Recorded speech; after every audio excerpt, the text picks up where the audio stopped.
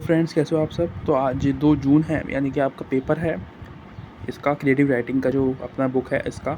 तो मैं एक वीडियो लाया हूँ जिसके अंदर आपने ये क्वेश्चन देख रहे होंगे आप, तो इसके आंसर्स लिखे हुए हैं। और ये वो क्वेश्चंस हैं जो थोड़े इंपॉर्टेंट है और ये समझ लो कि थोड़े मुश्किल है लिखने में या याद करने में। तो मैंने इसलिए इसको लिख दिया है ताकि आप भी इनको लिख के आसानी से याद कर सको। ठीक है, जल्दी जल्दी, क्योंकि आज एग्ज़ाम है। आज आपका 2 बजे तक आपको पहुँचना होगा, मतलब एग्ज़ाम स्टार्ट हो जाएगा आपका। ठीक है, और आपका टाइम पे डिपेंड करेगा। तो स्टार्ट करते हैं वीडियो। सबसे पहले ये पूछ रहा है कि can creative writing be taught. तो ये वाला क्वेश्चन मैंने करा दिया था पहले भी, पर इस यहाँ पे मैंने करा रखा है कि नहीं, क्रिएटिव राइटिंग पढ़ाई नहीं जा सकती। ठीक है, ये एक क्रिएटिव प्रोसेस होता है जो आपको खुद सीखना होता है, आपका एक्सपीरियंस के साथ ये आपको आता है ना। सीखने की ज़रूरत क्या होती है, हमें कुछ फंडामेंटल्स होते हैं क्रिएटिव राइटिंग के अंदर, जैसे कि ग्रामर, आपकी पंक्चुएशन और स्पेलिंग, फैक्ट्स, सेंटेंस स्ट्रक्चर, ये बढ़िया होना चाहिए। बस आप क्रिएटिव राइटर आराम से बन जाओगे। उसके अलावा आपके पास होनी चाहिए वो स्किल्स। ठीक है, उसके अलावा हमारे पास कुछ और है। टीचिंग का मतलब यहाँ पे बता रखा है मैंने नीचे, आप ब्लैक में देख रहे हो कि क्राफ्ट, यानी कि आपको क्राफ्ट करना आना चाहिए, यानी कि स्ट्रक्चर बहुत अच्छा होना चाहिए आपका। आपकी टेक्निक्स, यानी कि आपकी राइमिंग मिलाना, शब्द से शब्द कैसे मिलाओगे आप उसको, स्ट्रक्चर में कैसे लाओगे प्रॉपर तरीके से। और उसके अलावा कंट्रोल, वर्ड्स पे कंट्रोल होना चाहिए आपका। प्रोसेस अच्छा होना चाहिए आपका कि आप चीज़ों को ऑर्गेनाइज़ कर पाओ। और आपको ये भी पता होना चाहिए कि रीड कैसे करेगा जो आपका रीडर्स है, जो आपकी बुक पढ़ेगा वो आपको रीड कैसे करेगा। ठीक है, तो ये भी बहुत ज़्यादा ज़रूरी है। और आपके पास पावर ऑफ वर्ड्स हैं तो आपको उसको यूज़ करना आना चाहिए, आपको पता होना चाहिए कि वर्ड्स की पावर क्या होती है।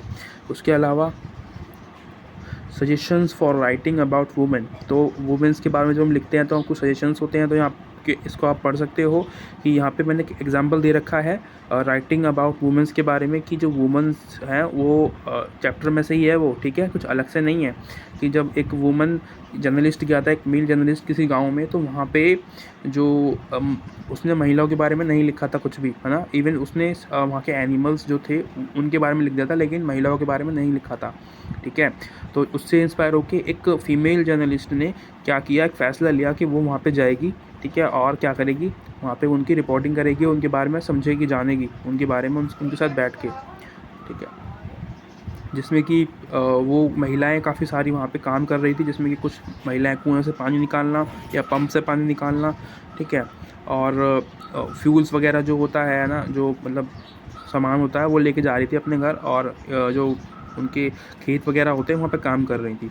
ठीक है, तो ये चीज़ें थी, आप बाकी पॉज करके पढ़ लेना। तो यहाँ पे एक और क्वेश्चन है, different between old and new media. तो दोनों के मतलब बता रखे हैं मैंने कि ओल्ड और न्यू क्या होता है। ठीक है, कोशिश करी है, आप देख लेना, इसको मैं एक्सप्लेन नहीं करूँगा, आपको भी ज़्यादा पता होगा इसके बारे में कि ओल्ड और न्यू के बीच में क्या डिफरेंस होता है। अगर स्पेलिंग मिस्टेक हो तो सॉरी। उसके अलावा आप आगे चलोगे तो what are some guidelines for creative writing. तो कुछ क्रिएटिव राइटिंग के लिए गाइडलाइंस होती है, जैसे कि और ज़्यादा पढ़ना है आपको, लिखना कम होता है। और उसके अलावा आपका जो एक्सपीरियंस है आपको सीखना है। ठीक है, ताकि आपके पास एक्सपीरियंस आ सके। जब तक एक्सपीरियंस नहीं होगा आपके वर्ड्स में जान नहीं आएगी। तो ये तो आपको एक्सेप्ट करना पड़ता है as a writer, as a creative writer. और आपका जो एक्सपीरियंस होगा उसको आपको एक डिफरेंट तरीके से एक्सप्लेन करना आना चाहिए। और दूसरों के जो ओपिनियंस हैं उनको भी सुनो, क्लियरिटी होनी चाहिए आपकी जो स्टोरीज़ है उसके अंदर। ठीक है, जो आपने लिखा है वो, और आपके जो वर्ड्स हैं आपको एक्सप्रेस करने के लिए लिखने हैं, और कुछ छोड़ना है ताकि जो रीडर्स है वो इमेजिन कर सके। उसके अलावा एनालाइज़ करना है, खुद को पढ़ना है, अपना विजुअलाइज़ करना है। और आप अपनी डायरी से ये सब कर सकते हो। अगर आप अभी तक अपनी स्टार्ट नहीं किया है तो आप डायरी लिखो रोज़, और फिर विजुअलाइज़ करते हो आप सब चीज़ों को, है ना। जब आप डायरी लिख रहे होते हो कि क्या क्या किया मैंने अभी तक, तो वो बहुत ज़रूरी है। इसके अलावा right a feature is about 500 words. इसके एक टॉपिक दिया हुआ है आपको, डिप्रेशन इज़ बिकमिंग वेरी मतलब फेमस हो रहा है एक तरीके से यंगस्टर के अमंग में। जो डिप्रेशन है आपको पता ही होगा क्या है।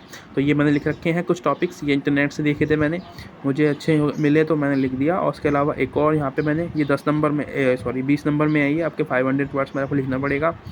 और उसके अलावा सिम्टम्स बता रखे हैं मैंने यहाँ पे कि सिम्टम्स क्या हो सकते हैं यंगस्टर के अंदर, अगर उनको पहचान करनी है उसके अलावा पेरेंट्स कैसे पहचान कर सकते हैं अपने बच्चों के अंदर जो डिप्रेशंस में वो जा रहे हैं, ठीक है। कुछ मतलब तरीके होते हैं जैसे कि सोशल विड्रॉवल, है ना, लोअर मार्क्स एट स्कूल, ये इसकी वजह से वो जो है डिप्रेशन जा सकते हैं।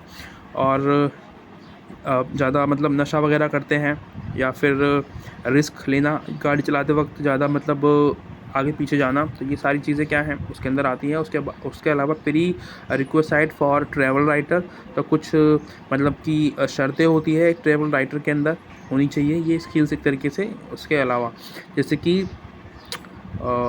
उसको उस जगह के बारे में पता होना चाहिए बेसिकली जहाँ पे वो जा रहा है ना, कोई किसी ने बताया होगा उसको बेसिकली उस जगह के बारे में कि भाई वहाँ पे घूमो, वहाँ पे काफ़ी सारी चीज़ें मिलेंगी आपको लिखने के लिए, ठीक है।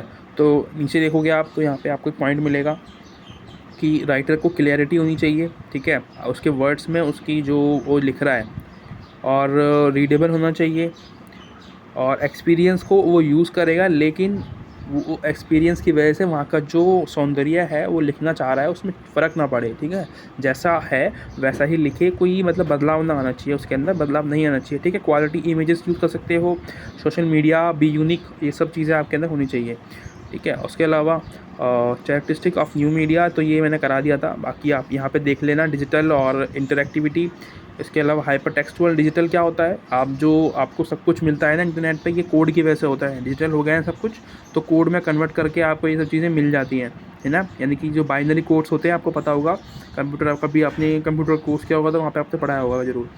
और उसके अलावा इंटरेक्टिविटी, यानी कि आप ना आमने सामने बात कर सकते हो इंटरनेट से ही, है ना। जैसे चैट करते हैं हम, क्या है, वीडियो कॉल करते हैं, फ़ोन कॉल्स करते हैं उसके द्वारा।